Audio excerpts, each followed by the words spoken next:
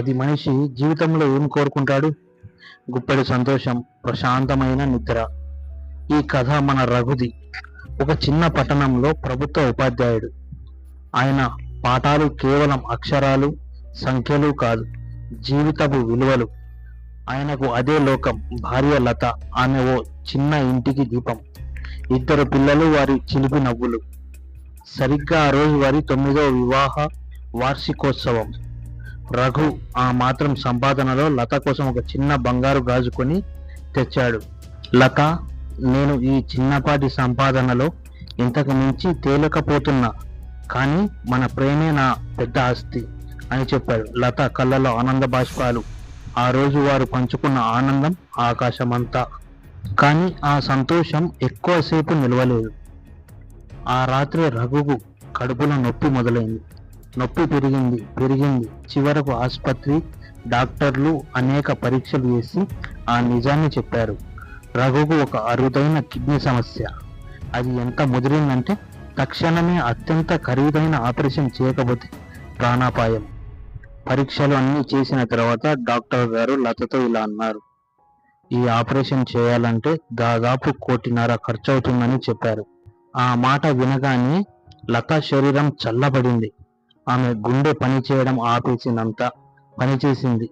ఆమె చెవుల్లో ఒకే ఒక్క మాట వినిపించింది: సాధ్యం కాదు. ఆ క్షణంలో ఒక మధ్యతరగతి తల్లికి, భార్యకు సాధ్యం కాదు అనే మాట మరణశిక్ష కంటే దారుణంగా అనిపిస్తుంది. కొద్దిపాటి పొదుపు చికిత్సకు సరిపోలేదు.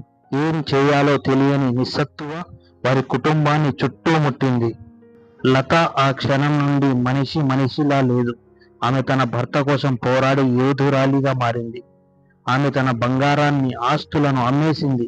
ఆ డబ్బు కేవలం మొదటి నెల చికిత్సకే సరిపోయింది. ఇప్పుడు 1.5 కోటి కావాలి. లత ఎవరి ముందు తలవంచని మనిషి. కానీ ఈరోజు ఆమె తన ఆత్మగౌరవాన్ని తన భర్త ప్రాణాల ముందు పణంగా పెట్టింది. ఆమె ఎవరి ఇంటి తలుపు కొట్టినా ఆ వ్యక్తి కళ్ళల్లో జాలి లేదా చులకన భావం కనిపించేది. సహాయం చేయండి అని అడుగుతున్న ప్రతిసారి ఆమె లోపలి వ్యక్తిత్వం నుజ్జయ్యేది.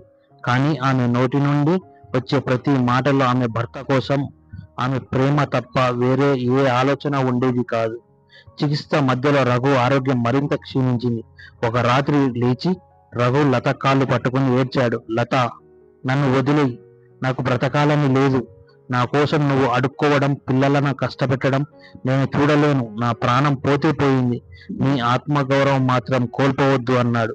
ఆ క్షణంలో లత, నాకు ప్రాణం లేని ఆత్మగౌరవం కంటే ప్రాణంతో ఉన్న నా భర్తే ముఖ్యమని గట్టిగా కన్నీళ్లతో సమాధానం చెప్పింది. ఆమె మనసులో ఒకే ఒక ఆలోచన: ప్రపంచాన్ని కదిలించాలి అని. తన గోడును ప్రపంచానికి చెప్పడానికి లత ఒక చిన్న వీడియో తీసింది. రఘు పడుకున్న స్థితిని, పిల్లల భయాన్ని, తన నిస్సత్తువను ఆ వీడియోలో కన్నీళ్లతో వివరించింది. ఏడుస్తూ దయచేసి రక్షించండి అని ఒక్క మాట చెప్పి దాన్ని సోషల్ మీడియాలో పోస్ట్ చేసింది. అద్భుతం జరిగిందా? అవును, జరిగింది. ఆ వీడియో చూసిన వేలాది మందికి రఘు ఎవరో తెలియదు, లత ఎవరో తెలియదు. కానీ దేశం నలుమూలల నుండి రూపాయి, 2 రూపాయల నుండి ₹1,00,000 వరకు వారి ఖాతాలోకి డబ్బులు వచ్చి పడ్డాయి. ఆ డబ్బు కేవలం విరాళం కాదు, అది అపరిచితుల ప్రేమ. అది కోట్లాది మంది ప్రజల సామూహిక ప్రార్థన. విద్యార్థులు తమ పాకెట్ మనీని పంపారు. చిరుద్యోగులు తమ జీతంలో కొంత భాగం పంపారు. ఈ స్పందన చలించిన ఒక ప్రముఖ ఆసుపత్రి యాజమాన్యం రఘు చికిత్స ఖర్చులో 50% రాయితీ ఇవ్వడానికి ముందుకొచ్చింది. దీనికి కారణం రఘు తన విద్యార్థులకు చేసిన సహాయం గురించి తెలుసుకున్న ఆసుపత్రి డాక్టర్లు. చేసిన మంచి ఎప్పటికీ వృధా పోదనేందుకు ఇది నిదర్శనం. సరిగ్గా సమయానికి కావలసిన మొత్తం సమకూరడంతో రఘుకు విజయవంతంగా ఆపరేషన్ జరిగింది. ఆ మొత్తం రఘును రక్షించడానికి సరిపోయినప్పుడు లత ఏడ్చింది. కానీ ఆ ఏడుపులో అంతులేని ఆనందం, మానవత్వంపై చెక్కు చెదరని నమ్మకం మాత్రమే ఉన్నాయి. కొన్ని నెలల తర్వాత రఘు పూర్తిగా కోలుకొని ఇంటికి వచ్చాడు. ఇంటి నిండా మళ్ళీ నవ్వులు వినిపించాయి. జీవితం మళ్ళీ మొదలైంది. కానీ ఈసారి మరింత బలమైన బంధంతో, మానవత్వంపై మరింత నమ్మకంతో. మిత్రులారా, ఈ కథ కేవలం రఘు గురించి కాదు.